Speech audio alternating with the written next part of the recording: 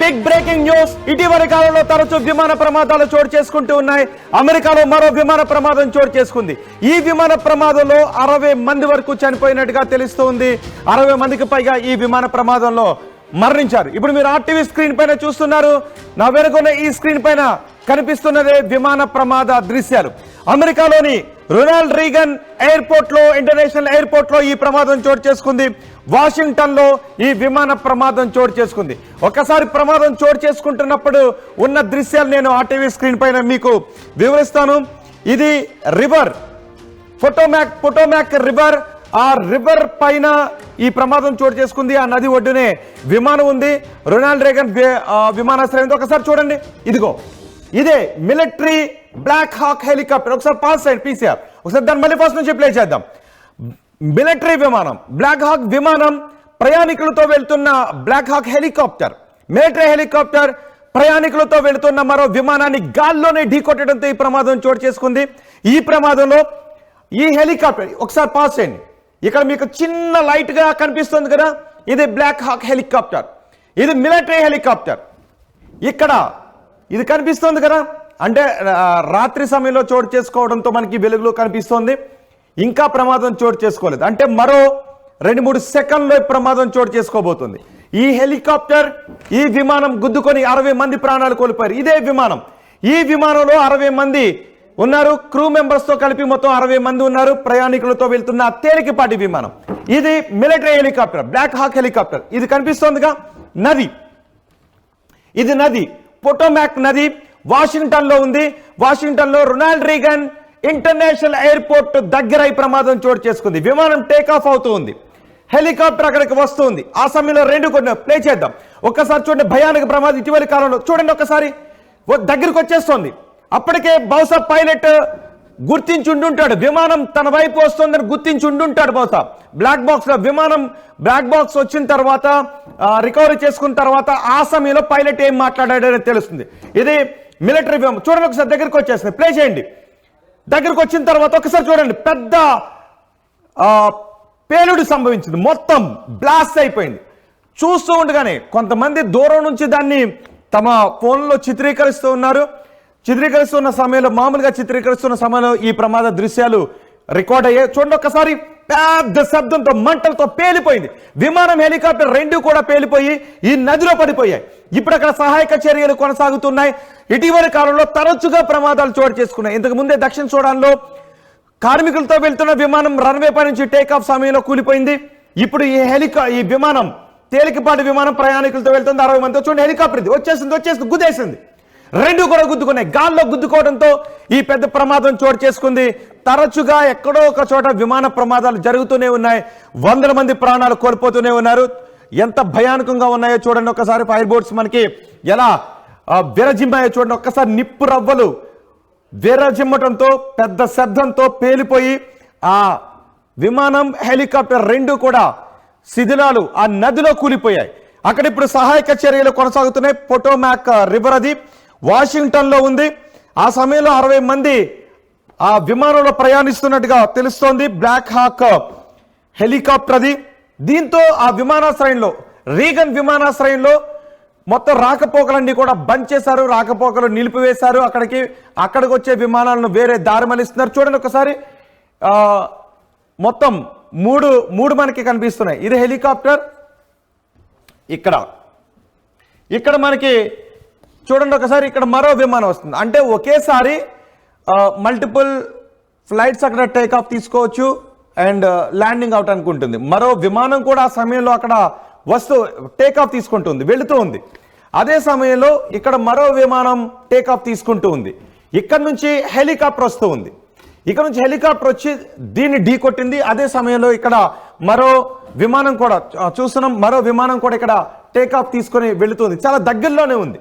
ఈ ప్రమాదం జరిగిన ప్లేస్ కి ఈ విమానం చాలా దగ్గరలోనే ఉంది. అక్కడ నుంచి ఒకేసారి 2-3 విమానాలు ల్యాండ్ అవటానికి, 2-3 విమానాలు ఒకేసారి టేక్ ఆఫ్ తీసుకోవడానికి, అంటే మల్టిపుల్ రన్వేస్ అక్కడ ఉంటాయి.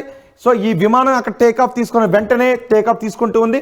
ఇక్కడ మరో విమానం టేక్ ఆఫ్ తీసుకుంటూ ఉంటే ఒక్కసారిగా హెలికాప్టర్ విమానం గుద్దటంతో శిథిలాలన్నీ కూడా, విమానం మొత్తం ఆ నదిలో పడిపోయాయి.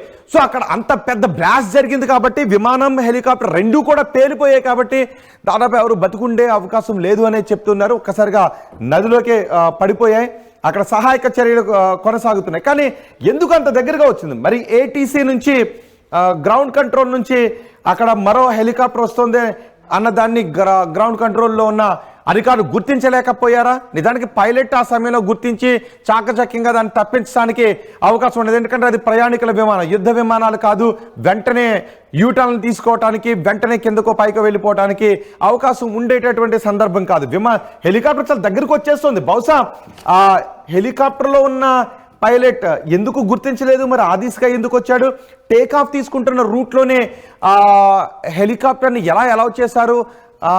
ఆ సమయంలోనే విమానానికి టేకాఫ్ తీసుకోవడానికి ఎలా అనుమతి ఇచ్చారు అన్నది తెలియడం లేదు. చూసారు, ఇదే పొటోమాక్ రివర్. ఇక్కడ నుంచి ఒక ఫ్లైట్ సెర్చ్ ఆపరేషన్, హెలికాప్టర్తో సెర్చ్ ఆపరేషన్, హెలికాప్టర్తో అక్కడ సెర్చ్ ఆపరేషన్ కూడా కొనసాగుతోంది. నదిలో చీకటి సమయం కావడంతో ఒక్కసారిగా అక్కడ పేలుడు సంబంధించి, పేలుడు మీన్స్ హెలికాప్టర్ విమానం రెండు గుద్దుకుని కూలిపోవడంతో ఆ నదిలో పొటోమాక్ రివర్ అది అక్కడ సెర్చ్ ఆపరేషన్ కూడా కొనసాగుతోంది హెలికాప్టర్తో. ఓకే అయ్యా, ఇది ప్రమాదానికి ముందు దృశ్యాలు. ఇదే ప్రమాదానికి ముందు హెలికాప్టర్లో అక్కడికి హెలికాప్టర్ వెళుతూ ఉంది. చూడండి ఒకసారి, ఆ హెలికాప్టర్ లైట్ కూడా మనకి కనిపిస్తుంది. మరి ఆ హెలికాప్టర్ ఏ వర్క్ కోసం అక్కడ ఎంగేజ్ చేశారో తెలియదు. ఒక లైట్, హెలికాప్టర్ లైట్ తీసుకున్నట్లేదు, సెర్చ్ ఆపరేషన్ చేస్తున్నట్టుగా మనకు కనిపిస్తుంది. ఆ సమయంలో ఇక్కడ ఫ్లైట్ కూడా టేక్ ఆఫ్ తీసుకుంటున్న దృశ్యాలు మనకి కనిపిస్తూ ఉన్నాయి. అక్కడ చూడండి ఒకసారి, ఈ హెలికాప్టర్, ఇక్కడ విమానం టేక్ ఆఫ్ తీసుకుంటుంది. ఇదే హెలికాప్టర్, ఇంతకుముందు మీరు చూస్తే ఇదే హెలికాప్టర్. ఆ హెలికాప్టర్ ఇటువైపు వచ్చేసింది.